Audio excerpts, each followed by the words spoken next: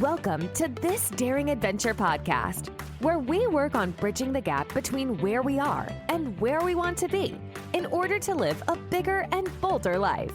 In this podcast, we will provide inspiration, tips, and skills you need to make your life the adventure you want it to be. Here's your host, mindset mentor, and life coach, Trista Girton.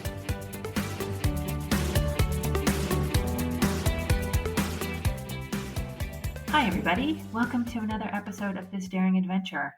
I'm so happy that you have taken the time to join me today, and thank you for your support. I am Trista Girton. I am your host, and I am a life coach and mentor for women who are feeling stuck. Today, I wanted to talk a bit about allowing yourself to be a beginner and why that's important and how we can go about doing that. But before I start, I wanted to wish my dad a very happy 80th birthday. Yesterday, November 16th, was his birthday. And so, Dad, I hope you had a fabulous day. I'm sorry I wasn't there to celebrate with you, but thank you for everything that you do. You have been a huge support and inspiration to me for, 50 plus years. And really, I could not have done a lot of what I've done without your love and support. And I admire the way you continue to learn and grow and challenge yourself each day. And certainly you have served as a role model for me in that regard. So I dedicate this episode to you. And so let's talk about allowing ourselves to be a beginner. I think when we are younger, let's say even when we are babies, children, adolescents, young adults, starting something new, having to learn is par for the course, right? We're born and we have to learn everything: walking, running, riding a bike, math, science, English, sports. Everything is new, and we all start out as beginners time and time again. But once we reach young adulthood, then we sort of reach a peak where we probably stop school, we might start a new job, we might have to learn some new things there, but we're not as exposed to the opportunities to learn and take on new things as much as we have been in the past, because we're not being required to. And so if we don't have that self-discipline and that motivation to seek out and find those challenges for ourselves, we can necessarily just coast on what, our abilities already are and slip into a comfort zone where we don't really necessarily have to learn a great deal of new things and put ourselves into a position of being the beginner and facing that discomfort and that vulnerability. But what I want to offer today is that's actually exactly what we need to do if we want to find out what our capacity is and what is possible for our lives. And I talk a lot about knowing that we are meant for more. We know that, we can feel that inside of ourselves, but we often don't act on it because of our fear and the discomfort and allowing ourselves to be vulnerable. But it is true that it is in our DNA that we do want to grow and evolve. And we do have that urge inside of us. So that feeling that you are meant for more is because you are meant for more. And we are, in fact, happiest when we are growing, when we are learning, when we are expanding, and when we are challenging ourselves. And this is our purpose. I believe that we are here to see what we are capable of, to see what our capacity is and what we can accomplish during this lifetime, just because we can. There's going to be fear and there's going to be discomfort. And I've spoken about that in other podcasts. It's going to be there. It doesn't mean that anything has gone wrong. It doesn't mean that you should stop. Our power is in allowing that fear and allowing for that discomfort and knowing that it's going to be there, that it's not going to harm us. And if we can experience and allow for those emotions, the discomfort, the fear, the vulnerability, the disappointment, the humiliation, whatever it is that might come up when we put ourselves out there, when we're learning something new, whether it's a language, whether it's a new job, whether it's business, whether it's a sport, whatever it is for you that you want to learn and be a beginner at, you can experience those emotions. They won't physically harm you. And if you can allow them and get through them, then your progress and everything you want is on the other side of those emotions. So let's talk a little bit about how we can allow ourselves to be a beginner and how we can embrace being a beginner, because it's going to suck sometimes, let's be honest. It's not going to be very pleasant. So you have to be willing to allow yourself to be bad.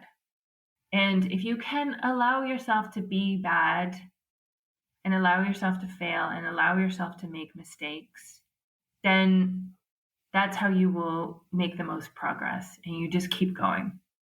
Just allow yourself to be bad. Know you're going to be bad at the beginning. And it doesn't mean anything about you.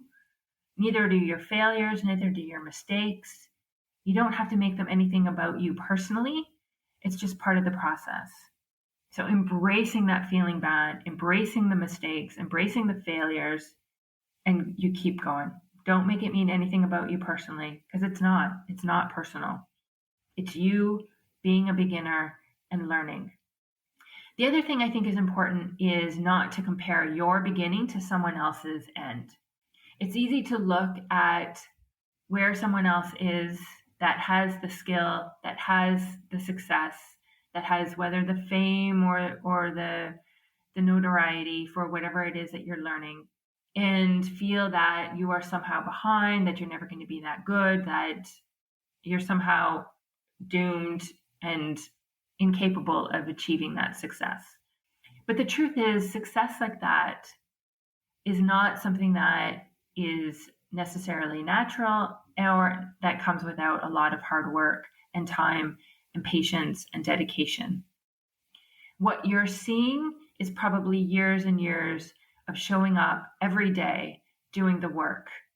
And you can get there, but you have to be prepared to keep showing up for yourself. So making the plan, carrying through, keep going. But don't make yourself feel less than because someone else has already put in the time and has already achieved a certain level of success. Focus on where you are. Focus on what you want to accomplish and where you're going. Use them as inspiration. Use them to learn from and to develop greater knowledge and skills. But don't beat yourself up and make yourself feel bad because you haven't achieved their level of success yet. One of the most important analogies I've reminded myself of over the past couple of years as I've become a coach and started my own business is the idea of planting seeds. And it's the idea that the farmer will plant his seeds in a field and knows that they're going to grow. Plants them in the soil, lets them be, takes care of them, waters them, fertilizes them. And as they start to sprout, maintains them, continues to water them, continues to allow them to grow and do their thing until they produce whatever it is they're supposed to produce. But the farmer doesn't stand over the seeds, tapping his foot, saying, "Where are you? Why haven't you grown yet? What's wrong? This isn't working." And this is what I feel for myself in terms of my skill and as I grow a business, that I am planting the seeds and that I continue to show up and do the work on a daily basis on my coaching skills, on my business skills, and know that everything is building on itself and I am exactly where I need to be. And that the rewards and the product, the results are coming and they're in some respects they're already there. But I don't doubt that they're coming, and I don't doubt that I'm making progress just because maybe I can't see the seeds that are still in the ground. But I trust that they're going to produce results. And so do the same for yourself. Sometimes the work can be tedious, sometimes it can be slow. It takes a while to see your progress, but don't doubt that if you keep showing up and you keep putting in the effort and you keep putting in the time, that the results will come. Because they always do, as long as you keep going and as long as you keep showing up for yourself. If you quit, then it's over and you will not, obviously. But showing up for yourself every day ultimately will bring you the results. I also think it's really important to have support. And whether that's from a mentor, a friend, a coach, perhaps, it's really important to have that support in your life. A teacher, someone who will help you to grow and learn that much quicker. I find that for myself, having a coach is something that helps me to 10x my progress. I can put in the time, I can learn all these things, I can read the books, I can watch the videos, I can read the articles for sure, and those are important.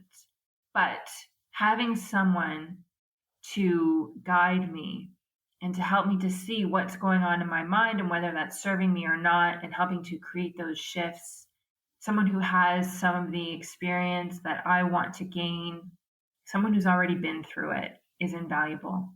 So if you can find someone like that, a mentor, a teacher, a coach, it's like adding fuel to the fire. It will just help you gain that much more momentum and produce results that much more quickly. And keep celebrating, keep track of your progress.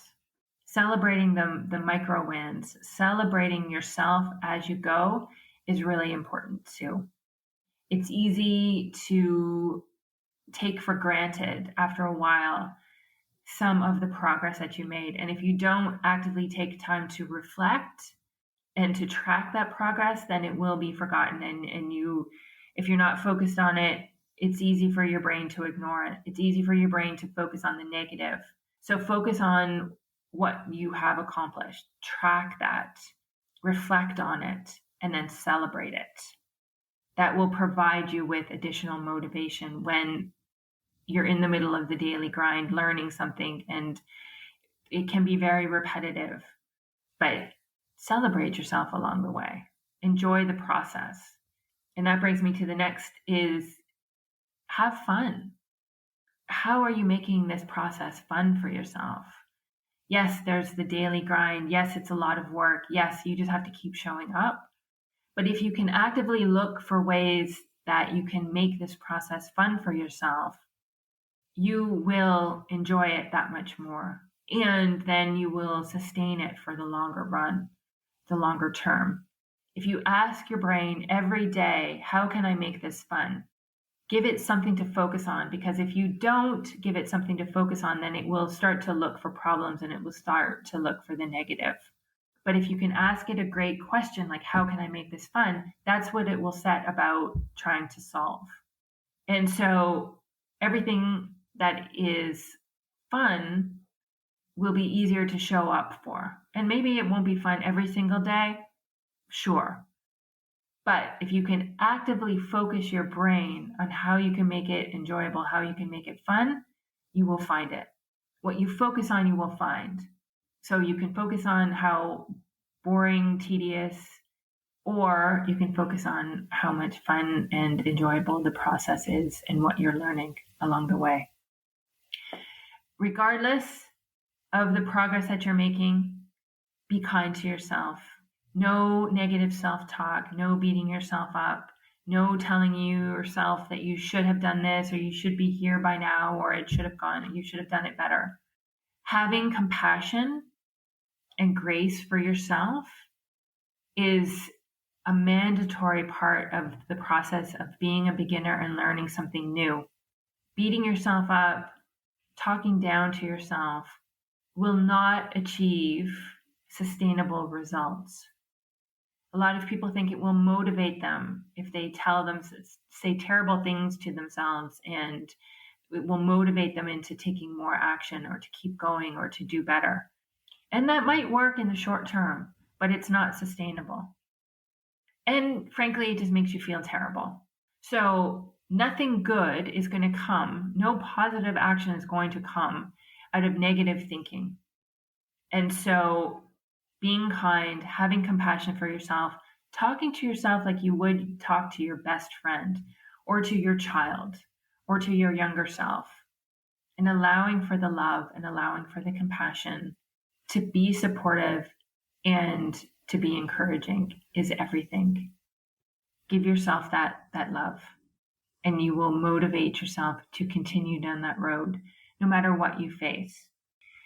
I think it's also really important to be consistent, but also to be persistent. It's clear that if you show up every day consistently, you will learn quicker, you will have greater results, you will make more progress. But if for some reason something happens, you're injured, you have to take a break, get sick, whatever it is, or maybe you just take a break and stop because you're not up to it. Whatever it is, it doesn't matter. Don't beat yourself up about it, and then keep going. Return to the work. Return to the process. If you can be persistent, regardless of what happens along the way, regardless if you've taken a few days off or a few weeks off, even a few months off, for whatever reason, get back to it and be persistent about going after what you want to learn and what you want to achieve for yourself. That will serve you in the longer term. Being a beginner is such an important process of being a human being. We have unlimited capacity, but most of us don't try and find out what we're capable of. We rest on what our current abilities are, what we've already learned. And as I said, it's not about proving yourself. It's not about earning your worth. You're already 100% worthy. You have nothing to prove to anyone. If you're going to learn something, if you want to create something, if you want to go after, set a goal, achieve something, do it for yourself. Do it because you want to see what your capacity is. Do it because it's fun. But just do it. This is what we're here for. You are meant for more. And so let's find out what that is. Keep showing up for yourself regardless. Being a beginner will be uncomfortable. It will make you vulnerable. It will bring up all kinds of emotions along the way. But that's okay. You will survive. They won't physically harm you. So you keep going, you keep showing up, you keep allowing those emotions, especially the fear and the discomfort and the vulnerability, the shame, the humiliation, the disappointment, whatever it is. Experience it, allow for it, and then keep going. Get to the other side, because everything you want is on the other side of those emotions. Just keep taking action. Keep taking the next right step. Don't give up on yourself or your dreams. That's what I have for you today. If you're interested in talking about what you are meant for, if you want to talk about getting unstuck and moving yourself forward, I offer private 1-hour coaching sessions. These are completely free. Sign up. Tell me what's going on for you. Let's get you a little bit of relief. Let's get you a little bit of help, get you feeling better and ready to take action and move yourself forward in your life. You can follow the link in the show notes to get on my calendar, pick a date and time that suits you. You can also find it in the link in bio on my Instagram account or my Facebook page. I would love to speak to you about what you want to create for yourself in your life and how to go about it. If you have a moment, I would truly appreciate it if you could rate, review, subscribe, share this podcast, especially on Apple. This helps me to reach a wider audience, and it would mean a great deal to me. So thank you in advance. If you have a moment, I would appreciate it. Okay, that's what I have for you today. Again, thank you for tuning in. If you have any questions, please feel free to email me at trista@tristagurton.com. And otherwise, I will speak to you in a couple of weeks. Thanks, everybody. Bye-bye. Thank you for listening to This Daring Adventure podcast with your host, Trista Gurton. We hope you enjoyed the tips and conversations on how to get excited about life again. As always, you can head to tristagurton.com for additional resources and to book a one-on-one coaching session. You can also follow Trista on Instagram at Trista V. Gurton. Don't forget to subscribe, rate, and review us on Apple Podcasts. Thanks again for tuning in, and we'll see you next time.